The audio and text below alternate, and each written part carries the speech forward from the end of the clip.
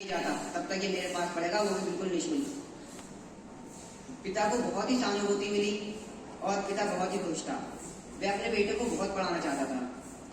यहाँ तक कि उसकी घर की हालत इतनी खराब थी कि गर्मियों की छुट्टी में बेटे ने खुद काम किया, और उसके काम करने की वजह यही थी कि उसके पास बुक खरीदने के पैसे भी नहीं थे। वह बहुत परिश्रम करता था और दिन रात पढ़ाई करता था। जैसे तैसे करके इंटरमीडिएट की परीक्षा भी पास हुई, अच्छे परसेंटेज आई। अब बेटे ने एक सपना देखा कि मैं आईआईटी करूंगा। बेटा आईआईटी करने के लिए और मेहनत करने लगा। उन्होंने जहां तहां से बुक परचेज की और बहुत मेहनत की।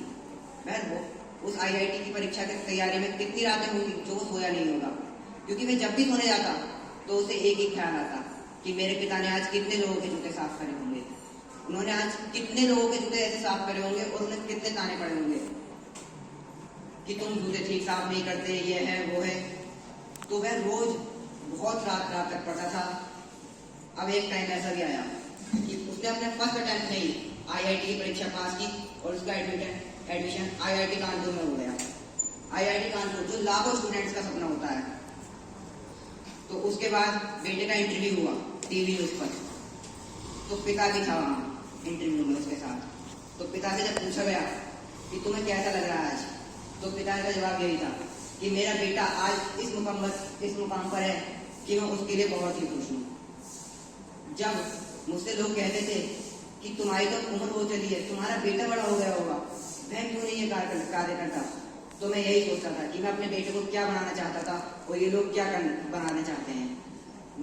पिता बोला कि मैंने इसीलिए अपने बेटे को कभी भी अपनी दुकान पर नहीं बुलाया और ना ही उसने मेरी आज तक कभी दुकान देखी, जूते चप्पल सिलाई करने की जो दुकान थी, क्योंकि वह चाहता था कि उसका बेटा कभी भी ये कार्य ना करे।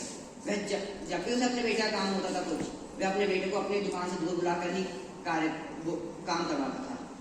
पिता बहुत ही खुश था। इस कहानी से हमें यह शिक्षा मिलती है कि यदि हमारे हौसलों में जान हो तो कुछ भी हो सकता है। अब मैं आप सभी को दो पंक्तियां कहना चाहता हूँ कि जिंदगी जीना आसान नहीं होता, कि जिंदगी जीना आसान नहीं होता और बिना संघर्ष के कोई व्यक्ति महान नहीं होता, कि बिना संघर्ष के कोई व्यक्ति महान नहीं होता। जब तक नहीं पड़ती ठोकरें इस जिंदगी में, जब तक नहीं पड़ती ठोकरें इस जिंदगी में, कोई व्यक्ति सफल इंसान नहीं होता, कोई व्यक्ति सफल इंसान नहीं होता। अब मैं आप सबके समझ कुछ चोरियां होती हैं हमारे समाज में, जो लोग कहते हैं कि ये नहीं कर सकता, ये नहीं कर सकता। तो उसके लिए हमारे देश के बहुत ही यंग आईपीएस ऑफिसर सफिन हसन ने कहा था, जो मैं आपके लिए सबक बताना चाहता हूँ। कौन कहता है कि बिना बोले अपनी फीलिंग को एक्सप्रेस नहीं किया जा सकता, कि कौन कहता है बिना बोले अपनी फीलिंग को एक्सप्रेस नहीं किया जा सकता। हमारे सामने चार्ली चैपलिन, जिन्होंने बिना बोले पूरे हिंदुस्तान, पूरी दुनिया को एंटरटेन किया। कौन कहता है कि धनवान बनने के लिए धनवान होना जरूरी है। हमारे सामने धीरूभाई अंबानी, जिनका बैकग्राउंड बहुत ही गरीब वो था घर से, और उन्होंने आज रिलायंस भारत और दुनिया की सबसे बड़ी इंडस्ट्री है।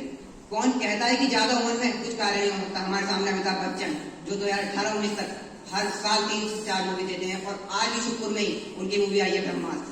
कौन कहता है कि अमीर बनने के कि किसी भी फील्ड में जाने के लिए हमारा बैकग्राउंड अच्छा होना चाहिए। हमारे सामने शाहरुख खान, जो बिना किसी बैकग्राउंड के आज बॉलीवुड के बादशाह और अपनी मूवी के लिए सबसे ज्यादा पैसे चार्ज करते हैं।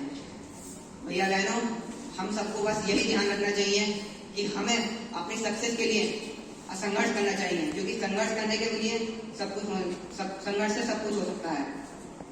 क्योंकि